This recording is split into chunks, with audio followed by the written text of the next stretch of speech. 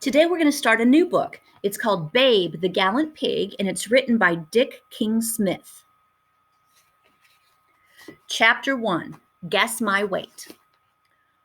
"What's that noise?" said Mrs. Hoggett, sticking her comfortable red round face out of the kitchen window. "Listen, there 'tis again. Did you hear it? What a racket! What a row! Anybody'd think someone was being murdered. Oh, dearie me, whatever it is, just listen to it, will you?" Farmer Hoggett listened. From the usually quiet valley below the farm came a medley of sounds: the oompa of a brass band, the shouts of children, the rattle and thump of a skittle alley, and every now and then a very high, very loud, very angry-sounding squeal lasting about 10 seconds. Farmer Hoggett pulled out an old pocket watch as big around as a saucer, and he looked at it. "Fair starts at 2, he said. It started. "I knows that," said Mrs. Hoggett, "because I'm late now with all these cakes and jams and pickles and preserves as is meant to be on the produce stall this very minute. And who's going to take 'em there, I'd like to know? Why, you are, but afore you does, what is that noise?" The squealing sounded again. "That noise?" Mrs. Hoggett nodded a great many times. Everything she did was done at great length, whether it was speaking or simply nodding her head. Farmer Hoggett, on the other hand, never wasted his energies on words. "Pig," he said.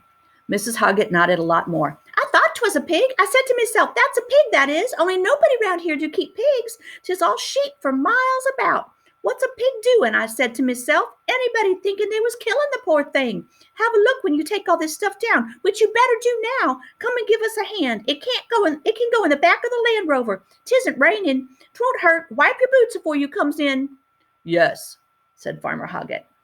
When he had driven down to the village and made his delivery to the produce stall, Farmer Hoggett walked across the green, past the fortune tellers, the game of chance, the Ferris wheel, and the band, to the source of the squealing noise, which came every now and again from a small pen in a far corner against the churchyard wall. By the pen sat the vicar, notebook in hand, a cardboard box on the table in front of him. On the pen hung a notice: "Guess my weight, 10 pence a shot." Inside was a little pig. As Farmer Hoggett watched, a man leaned over and picked it out of the pen. He hefted it with both hands, frowning and pursing his lips in a considering way, while all the time the piglet struggled madly and yelled blue murder. The moment it was put down, it stopped. Its bright, intelligent eyes met the farmer's. They regarded one another.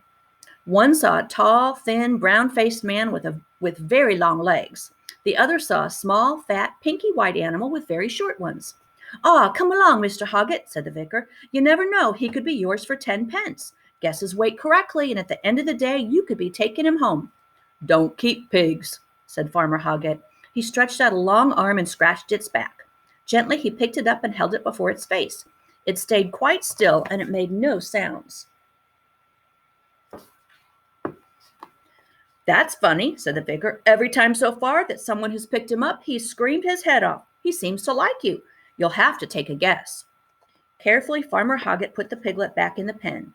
Carefully, he took a 10-pence piece from his pocket and dropped it in the cardboard box. Carefully, he ran one finger down the list of guesses already in the vicar's notebook. "Quite a variation," said the vicar. "Anything from 20 pounds to 40 so far." He wrote down Mr. Hoggett, and he waited, pencil poised. Once again, slowly, thoughtfully, the farmer picked the piglet up. Once again, it remained still and silent. 31 pounds, said Farmer Hoggett. He put the little pig down again. "And a quarter," he said. 31 and a quarter pounds. Thank you, Mr. Hoggett. We shall be weighing the little chap at 4:30. "Be gone by then." "Oh, well, we can always telephone you if you should be lucky enough to win him." "Never win nothing." As he walked back across the green, the sound of the pig's yelling rang out as someone else took a guess. "You never do win nothing," said Mrs. Hoggett over tea, when her husband, in a very few words, had explained matters. "Though I've often thought I'd like a pig. We could feed him on scraps, and he could come right in just for Christmas time. Just think, 2 nice hams, 2 sides of bacon, pork chops, kidneys, liver, chitlins, trotters. Save his blood for black pudding. There's the phone." Farmer Hoggett picked it up. "Oh," he said.